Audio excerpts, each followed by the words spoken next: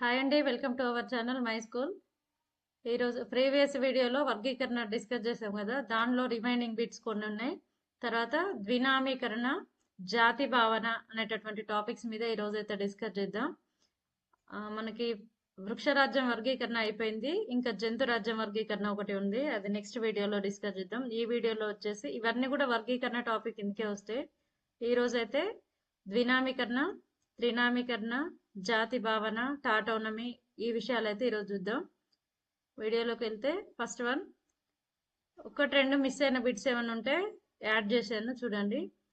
మనకి వర్గీకరణ టాపిక్స్ వచ్చేసి 9th క్లాస్ టెక్స్ట్ బుక్లో ఉంది, ఇంటర్ బాటనీలో ఉంది, జువాలజీలో ఉంది. వాటన్నిటిని 1 by 1 వీడియో చేయడం జరుగుతుంది. అక్కడ ఏమైనా మిస్ అయినటువంటి బిట్స్ మళ్ళీ కనిపించినట్టయితే వాటిని కూడా యాడ్ చేస్తూ వస్తున్నా చూడండి.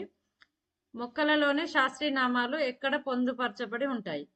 మొక్కల యొక్క శాస్త్రీయ నామాలు ఎక్కడ పొందుపరచబడి ఉంటాయి? ఆన్సర్ వచ్చేసి అంతర్జాతీయ వృక్ష నామీకరణ నియమావళి. మొక్కల యొక్క శాస్త్రీయ నామాలని అంతర్జాతీయ వృక్ష నామీకరణ నియమావళి, ICBN అంటాం, international code for botanical nomenclature లో భద్రపరచడం లేదా పొందుపరచడం అనేది జరుగుతుంది.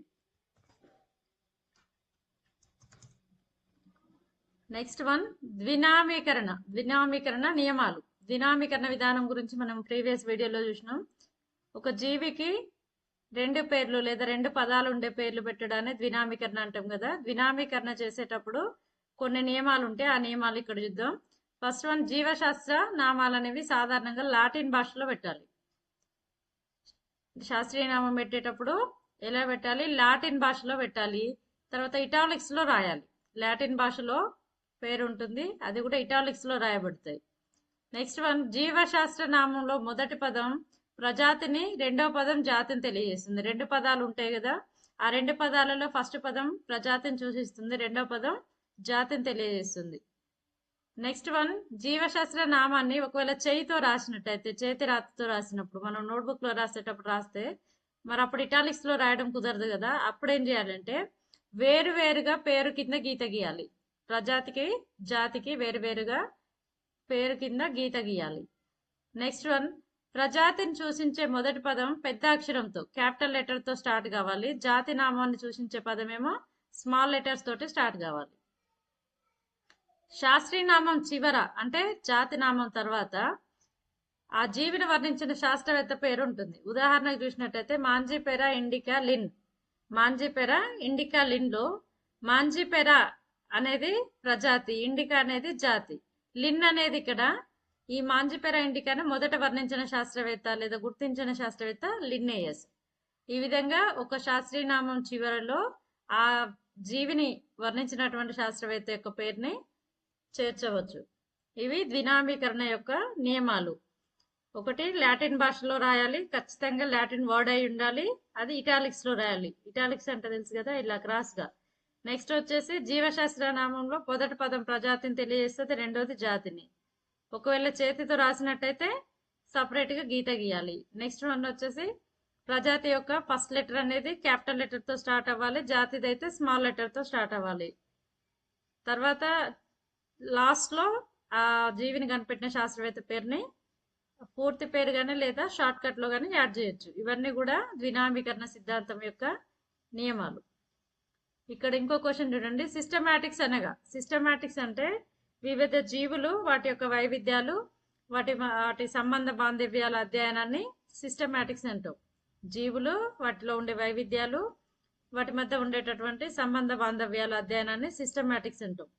లాటిన్ భాషలో సిస్టమా అనే, ఇది లాటిన్ పదం. సిస్టమాటిక్స్ అనేది లాటిన్ కి సంబంధించిన సిస్టమా అనే పదం నుండి వచ్చింది. సిస్టమాటిక్స్ అనే పదం లాటిన్ లోని సిస్టమా అనే పదం నుండి వచ్చింది. సిస్టమా అంటే అర్థం ఏంటి అంటే ఒక పద్ధతితో కూడిన జీవుల అమరిక అని అర్థం. సిస్టమా అంటే ఒక పద్ధతితో కూడిన జీవుల అమరిక అనే అర్థం. నెక్స్ట్ క్వశ్చన్, అతిపెద్ద హెర్బేరియం ఎక్కడ ఉంది?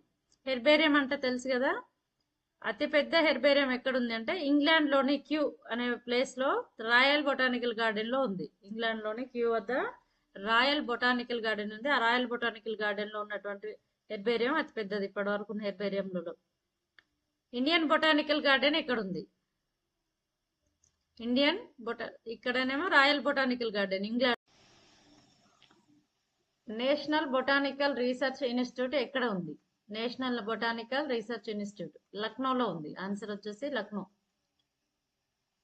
ద్వినామీకరణ అయిపోయింది కదా, త్రినామీకరణ చూద్దాం. త్రినామీకరణ అంటే ఉపజాతి నామాన్ని కూడా నిర్దేశిస్తూ 3 పదాలు ఉండే పేరు పెట్టడాన్ని త్రినామీకరణ అంటాం.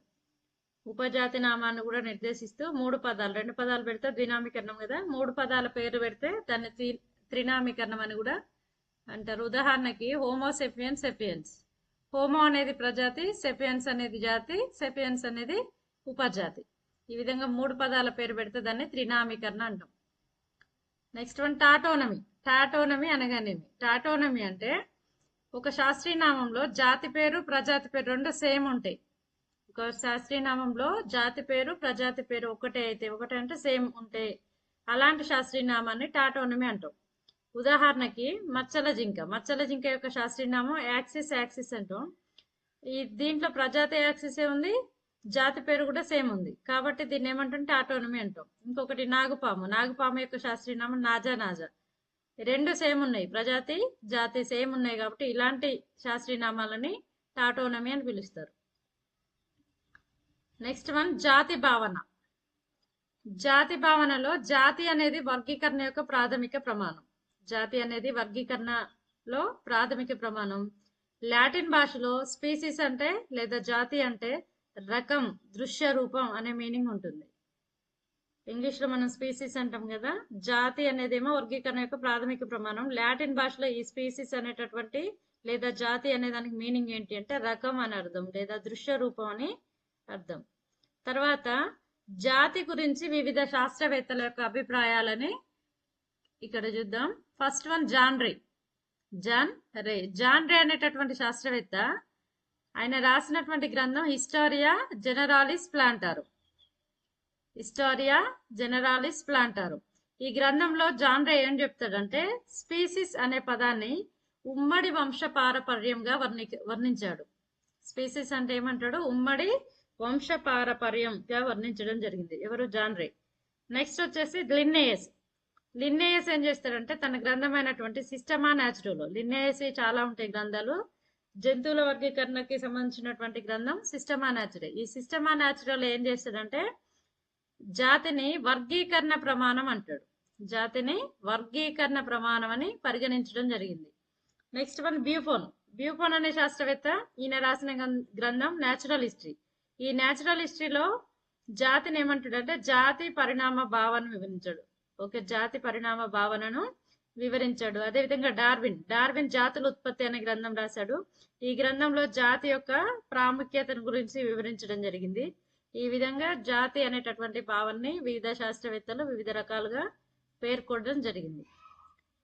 ఈ బ్యూఫన్, డార్విన్ వివరించినటువంటి దీన్ని బ్యూఫన్ జాతి భావన అంటారు. ఈ బ్యూఫన్ జాతి భావన ప్రకారం ఏంటి అంటే జాతి అంటే ఎట్లా నిర్వచించవచ్చు అంటే ఒకే విధమైన లక్షణాలను కలిగి ఉండి, జాతి అంటే ఎలా చెప్పొచ్చు? ఒకే విధమైన లక్షణాలను కలిగి ఉండి ఉమ్మడి జన్యు సముదాయాన్ని పంచుకొని అంతఃప్రజననం జరుపుకొని ఫలవంతమైన సంతానాన్ని ఉత్పత్తి చేయగల జీవుల సముదాయాన్ని జాతి అంటారు. ఒకసారి చూడండి, బ్యూఫన్ జాతి భావన ప్రకారం ఒకే విధమైన లక్షణాలను కలిగి ఉండి ఉమ్మడి జన్యు సముదాయాన్ని పంచుకొని అంతఃప్రజననం జరుపుకొని ఫలవంతమైన సంతానాన్ని ఉత్పత్తి చేయగలిగేటటువంటి జీవుల సముదాయాన్ని ఒక జాతి అని చెప్పవచ్చు. నెక్స్ట్ వన్ మెండేలియన్ జనాభా అంటే ఇది కూడా జాతిని నిర్వచించడానికే ఎవరు? డబ్ జాన్స్కీ శాస్త్రవేత్త పేరు డబ్ జాన్స్కీ. ఈయన ఒక సిద్ధాంతాన్ని ప్రవేశపెట్టాడు, దాని పేరు మెండేలియన్ జనాభా. జాతిని నిర్వచించేందుకు డబ్ జాన్స్కీ అనే శాస్త్రవేత్త మెండేలియన్ జనాభా అనేటటువంటి ఒక భావనను ప్రవేశపెట్టాడు. ఈ మెండేలియన్ జనాభా ప్రకారం ఉమ్మడి జన్యు సముదాయాన్ని పంచుకుంటూ వర్ణాత్మక కలయిక ద్వారా లైంగిక ప్రత్యుత్పత్తి జరుపుకునే ఒక సమూహానికి చెందినటువంటి జీవులను మెండేలియన్ జనాభా అంటారు.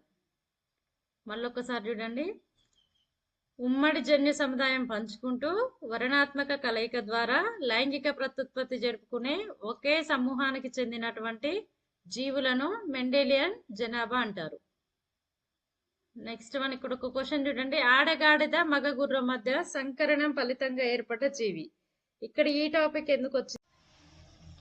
జాతి అంటే ఇక్కడ ఈ టాపిక్ రావడానికి రీజన్ ఏంటంటే, జాతి అంటే ఏం చెప్పుకున్నాం, లైంగిక ప్రత్యుత్పత్తి ద్వారా ఫలవంతమైనటువంటి జీవులను ఉత్పత్తి చేసేటటువంటి సమూహాన్ని జాతి అంటాం. అయితే ఇక్కడ గాడిద అనేది ఒక జాతి, గుర్రం అనేది ఇంకొక జాతి. అంటే రెండు వేరు వేరు జాతులకు సంబంధించినటువంటి జీవుల మధ్య సంకరణం జరిగితే ఆ ఏర్పడేటటువంటి జీవులు ఫలవంతంగా ఉండవు, వంద్య జీవులు ఏర్పడతాయి అనే విషయాన్ని వివరించడం కోసం ఇక్కడ ఈ టాపిక్ వచ్చింది. ఆడగాడిదకి మగ గుర్రానికి మధ్యలో సంకరణ ఫలితంగా ఏర్పడేటువంటి జీవి ఏదంటే హెన్ని. ఈ హెన్ని అనేది ఎలా ఉంటుంది, ఇది ఒక వంద్య జీవి. Next one taxon. టాక్సాన్ అనగా, టాక్సాన్ అంటే ఏంటంటే మనం వర్గీకరణ క్రమంలో షార్ట్ వీడియోలో డిస్కస్ చేసినాం. జాతి, ప్రజాతి ఇలా ఉంటాయి కదా, క్రమం, తరగతి, విభాగం.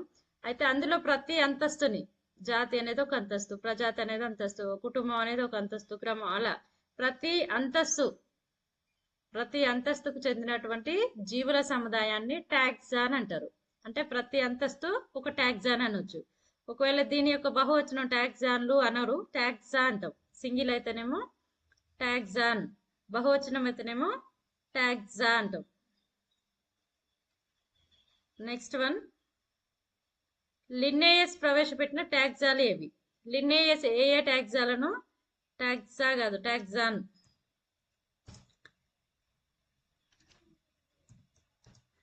లిన్నేయస్ ప్రవేశపెట్టిన టాక్సాన్లు ఏవి? లిన్నేయస్ రాజ్యం, విభాగం, క్రమం, ప్రజాతి, జాతి అనేటటువంటి టాక్సాలను ప్రవేశపెట్టాడు. రాజ్యం, విభాగం, క్రమం, ప్రజాతి, జాతి, ఈ టాక్సాన్లన్నిటిని ప్రవేశపెట్టింది లిన్నేయస్. నెక్స్ట్ వన్, వర్గం అనేటటువంటి టాక్సాన్ ప్రవేశపెట్టినటువంటి శాస్త్రవేత్త ఎవరు? వర్గం అనేటటువంటి టాక్సాన్ ప్రవేశపెట్టిన శాస్త్రవేత్త హెకెల్ 1888లో. హెకెల్ 1888లో వర్గం అనేటటువంటి టాక్సాన్ ప్రవేశపెట్టారు. ఓకే అండి. నెక్స్ట్ వీడియోలో అయితే జంతు వర్గీకరణ మనకి 9th క్లాస్లో వచ్చేసి షార్ట్ కట్ లో, అంటే సింపుల్ గా ఉంది. ఏ ఏ జీవులను ఏ ఏ వర్గంలో చేర్చారు అనేది ఉంది. ఇంటర్ జువాలజీలో, బాటనీలో వచ్చేసి డీటెయిల్ గా ఉంది. బాటనీలో ఉన్నటువంటి టాపిక్స్ అన్ని ఆల్రెడీ మనం డిస్కస్ చేసినాం. మన ఛానల్లో వీడియోస్ ఉన్నాయి, అంటే సపరేట్ గా ఉన్నాయి, మొనీరా, ప్రోటిస్టా అలా. అవన్నీ ఒకసారి అయితే చూడండి. జువాలజీలో ఉండేవి కూడా వర్గాల వారీగా చాలా టాపిక్స్ ఉన్నాయి. అవన్నీ రోజుకో వీడియోలాగా డిస్కస్ చేసుకుంటూ వెళ్దాం. మన వీడియోస్ కనుక మీకు ఎవరికైనా ఉపయోగపడుతున్నాయి అనుకుంటే వీడియోకి అయితే లైక్ చేయండి, షేర్ చేయండి. మరిన్ని వీడియోల కోసం ఛానల్ అయితే సబ్స్క్రైబ్ చేసుకోండి. Thank you for watching.